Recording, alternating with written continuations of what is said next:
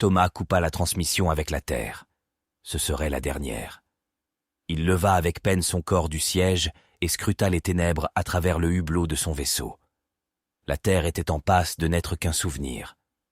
Bien sûr, il connaissait les enjeux, c'était pour cela qu'il avait accepté la mission. La question n'était plus de sauver la planète. Tous la savaient condamnée. Le monde scientifique avait été pris de court. Ils avaient fait et refait les calculs. Toujours le même résultat, toujours le même frisson qui parcourait le corps de Thomas. L'impact se produirait aujourd'hui, et la minuscule bille bleue s'évaporerait en une multitude de corps célestes morts. Un astéroïde avait été détecté 6 mois auparavant, et le manque d'énergie n'avait laissé qu'une infime chance pour l'humanité. Impossible de la dévier avec l'énergie nucléaire, il n'y en avait plus. La seule opportunité se trouvait à bord de son vaisseau, le Prospérité. Quelques centaines d'embryons, un vaisseau rafistolé, les derniers matériaux rares de la planète dans la soute, et un voyage en aller simple pour les ténèbres indicibles. L'ultime chance de survie de l'espèce reposait entre ses mains, le dernier astronaute, prêt à abandonner les précieux instants qu'il pouvait passer avec ses proches. Ce qui l'avait conduit à accepter la mission n'avait pourtant rien à voir avec les attentes démesurées des politiciens ayant financé le projet Subsistance. Thomas avait juste peur de la mort. Sa mort, plus encore que celle du reste de l'humanité. Thomas se questionnait en considérant avec amertume la planète qui devait les accueillir pour l'éternité. Il n'en était rien. L'homme avait consommé toutes les ressources au mépris de sa propre descendance. Qu'importe les dizaines de milliards de vies humaines qui avaient été sacrifiées par le calcul mesquin de quelques-uns. Il était désormais trop tard pour changer les choses. La technologie ne permettait pas le voyage dans le temps, et il leur aurait été impossible de changer le cours de l'histoire, même si des milliards d'individus le fantasmaient avec pudeur. Ce qu'ils faisaient. La détresse énergétique qu'ils ressentaient était ce qui avait permis à l'astéroïde de ne pas être détecté plus tôt. C'était maintenant à eux d'en subir les conséquences. Eux qui subissaient déjà tant. Leur mort sera instantanée, se disait Thomas bien qu'il eût été incapable de le concevoir. Dans quelques minutes, l'impact vaporiserait des nuées d'humains, et il ne savait pas combien de centaines de milliards d'autres espèces vivantes dotées de conscience. Ce qu'il savait, c'est que l'expédition qu'il menait n'était pas scientifique, mais qu'elle était l'ultime espérance d'une espèce se raccrochant à la moindre lumière, aussi futile fût-elle. Le Prospérité comme religion finale. Mais il s'interrogeait. Quel était l'intérêt de préserver cette farce une fois la Terre réduite en poussière? Personne ne serait là pour vérifier l'avancée de son voyage, et Thomas en avait conscience. Sa mission ne possédait pas plus de sens que de chances de réussite. Thomas serait bientôt le seul représentant du genre humain, et sa fonction consistait à faire perdurer artificiellement ses semblables. Sur sa souffrance devait se construire un futur pour son espèce, mais il n'en serait rien. Il n'avait pas toujours pensé ainsi. Il avait voulu croire dans le bien fondé de la mission. Mais plus les rotations de la Terre autour du Soleil avançaient, plus ses illusions cédaient. Sans la moindre façon de créer son propre carburant et sans destination, le Prospérité se voyait condamné à une longue dérive à travers l'espace et le temps.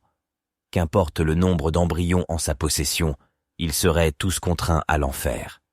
Oui, il pouvait faire émerger quelques embryons du néant, et après quelques années de solitude, il aurait des collègues.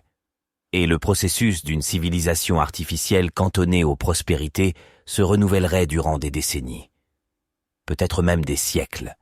Mais qu'adviendrait-il d'eux et de leurs descendants le jour où la dernière vie, le dernier écrou, le dernier filtre à air ou le dernier rouleau d'imprimante organique serait utilisé? Comment pourrait-il vivre avec lui-même et mourir au sein de son minuscule vaisseau perdu dans les confins de l'espace en ayant connaissance du spectre invincible qui les entrait jusqu'au dernier? Thomas ne voulait pas être le dieu d'une civilisation devant se résoudre au cannibalisme pour s'alimenter.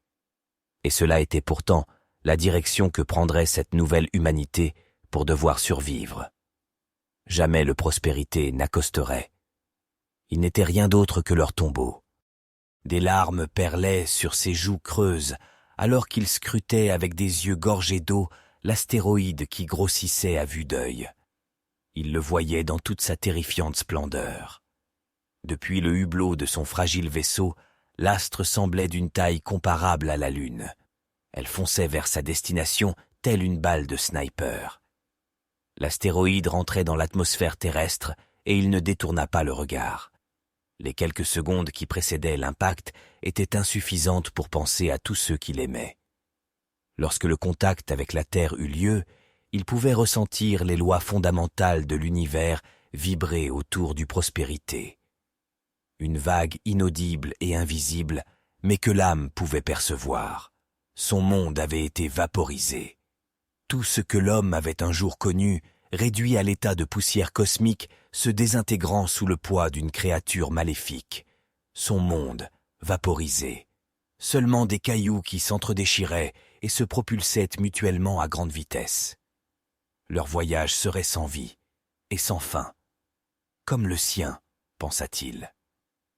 Les débris de terre se confondaient avec ceux de son meurtrier, ayant péri avec sa victime. C'était désormais au reste du système d'en subir les conséquences. Impossible d'échapper à cette avalanche cosmique.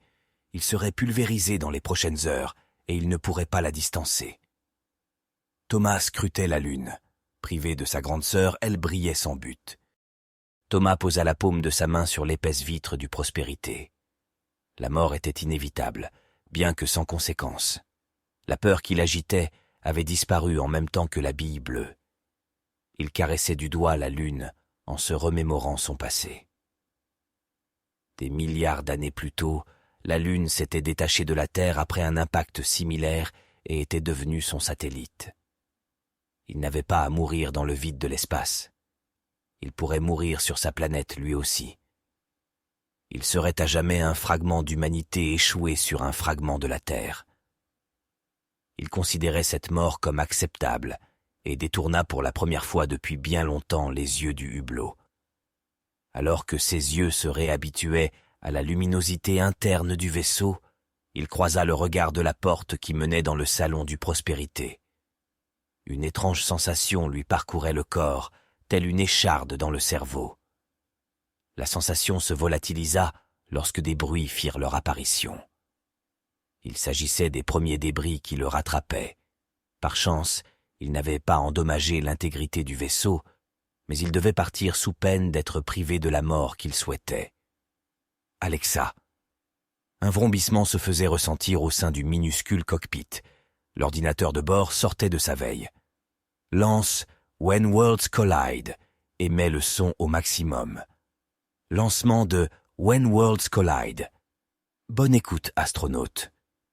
Le son fit vibrer les parois du cockpit alors que le Prospérité s'élançait dans sa dernière course.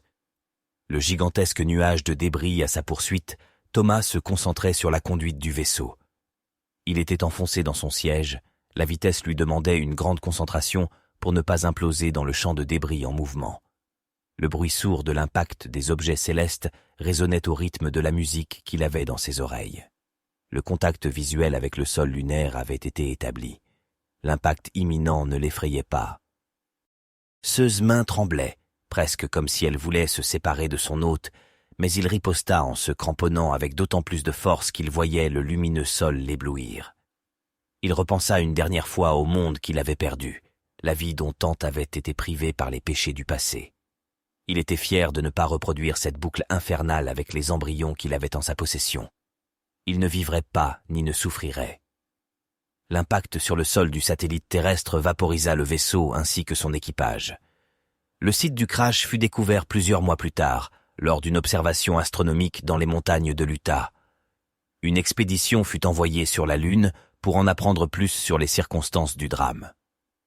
Les restes du Prospérité, un vaisseau de réparation ayant coupé tout contact avec la Terre peu après son lancement, furent retrouvés. La raison du crash demeura sans réponse pour les scientifiques en charge de l'expédition.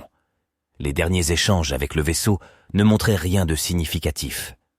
Thomas Larkin, l'astronaute, n'avait cependant pas répondu à la dernière tentative de communication avec la base terrienne, qui devait se tenir le jour supposé du crash.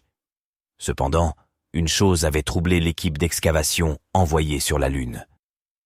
Dans les décombres du Prospérité, un message se trouvant dans le salon du vaisseau avait été retrouvé. Il avait été inscrit avec le sang de l'astronaute et disait ceci: « Il est dans ton cerveau.